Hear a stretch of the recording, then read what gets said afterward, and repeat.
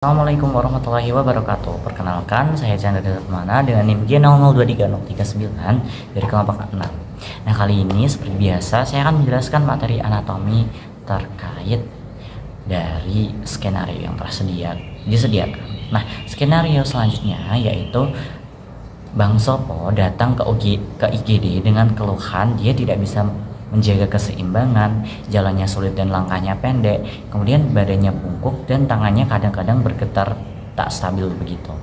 Nah, di sini kita perlu menganalisis beberapa. Nah, yang pertama kita menganalisis penyebab dari kelainan yang dialami oleh Bang Sopo, kemudian anatomi dari bagian otak yang mengalami kelainan, dan kita akan menjelaskan anatomi dari pons, medula oblongata, dan juga cerebellum. Dimulai dari soal yang pertama yaitu penyebab dari kelainan yang dialami oleh Bang Sopo. Nah, jadi kelainan yang Bang Sopo alami merujuk pada kelainan Parkinson disease.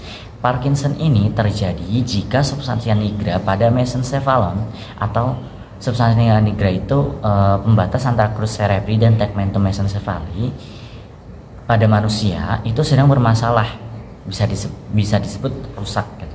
Rusaknya substansia nigra ini bisa terjadi karena faktor umum seperti udah nggak bisa meregenerasi secara baik gitu. Atau bisa juga karena adanya suatu kecelakaan seperti pukulan, benturan, dan lain sebagainya.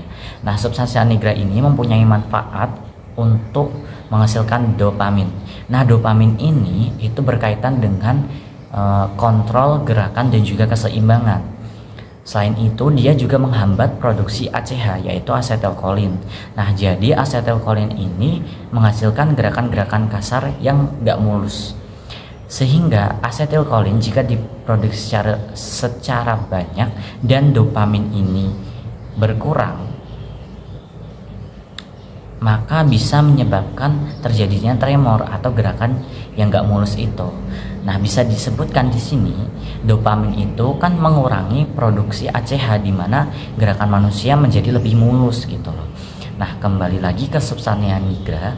Kalau substansia nigranya bermasalah, maka ada masalah juga dalam menghasilkan dopamin. Sehingga jika dopamin lebih sedikit, otomatis penghambat ACH itu menjadi lebih sedikit juga, menjadi bermasalah. Alhasil ACH ini produksi banyak sehingga menyebabkan manusia mengalami gerakan-gerakan yang nggak mulus, yaitu tremor, tangannya nggak stabil gitu.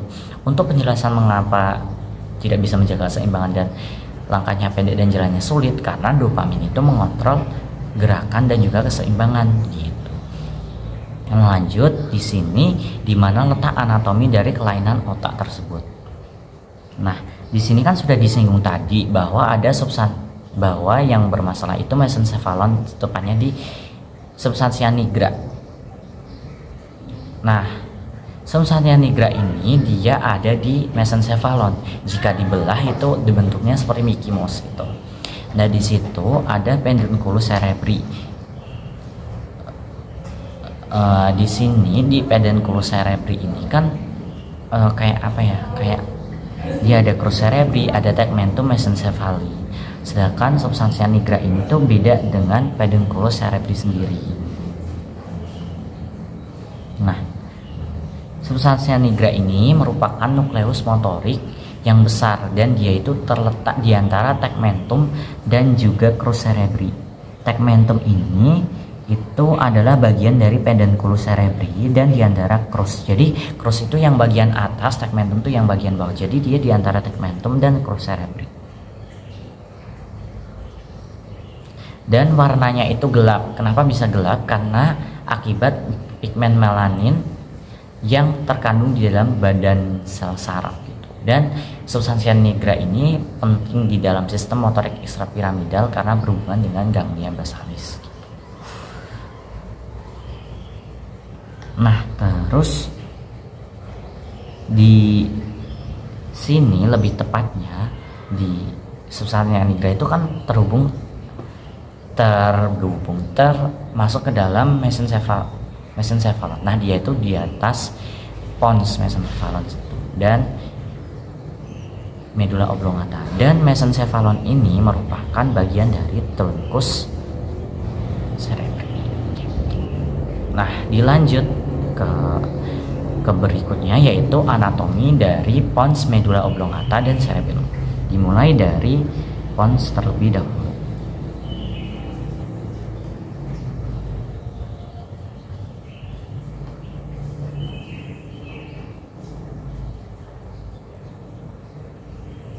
Nah, pons ini memiliki beberapa sisi, ada sisi ventral dan sisi dorsal.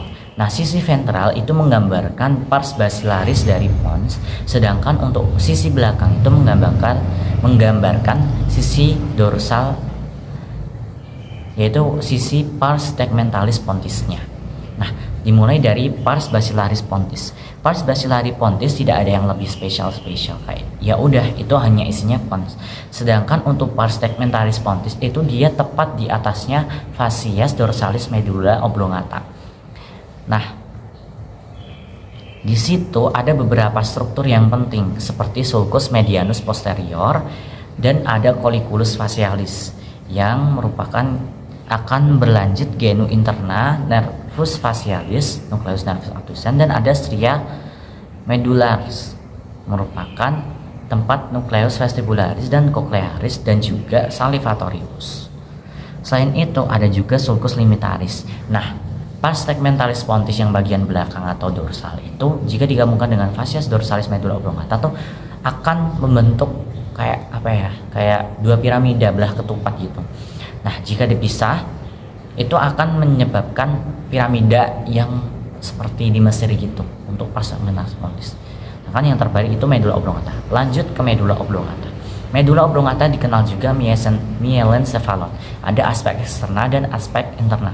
Nah, aspek eksterna itu ada depan dan belakang. Depan itu ventral, belakang itu dorsal.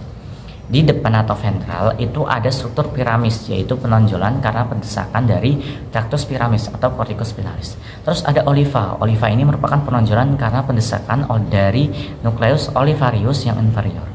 Terus ada sulcus ventrolateral atau anterolateral yang dilewati oleh nucleus nervi agus, dan ada decussatio pyramidum yang memisahkan tractus pyramidum. Terus di sisi belakang atau dorsal ada pusat vasomotor cardiorespi. Di situ ada trigonum nervus vagi dan trigonum nervus hypoglossus. Nah, lanjut di situ ada juga fasciculus cuneatus. Fasciculus cuneatus ini mengatur somatomotorik ekstremitas atas. Terus ada juga yang mengatur somatomotorik ekstremitas bawah. Siapa itu? Fasciculus gracilis. Dia tepatnya di bawahnya fasciculus cuneatus. Nah, itu kan aspek eksternal. Terus ada aspek internalnya kan. Nah, aspek internal dari medula oblongata ada kompleks nuklear olivarius, ada nukleus ambigus yang motorik. Jadi dia nukleus somatik motorik nervus 9, nervus 10 dan nervus 11. Terus ada nukleus tractus solitarius sensorik di nervus 7, 9 dan 10. Terus ada nukleus dorsalis nervus vagus dan nukleus nervus hypoglossus. Nah, lanjut anatomi cerebellum. Nah, cerebellum ini kan terbagi menjadi 3.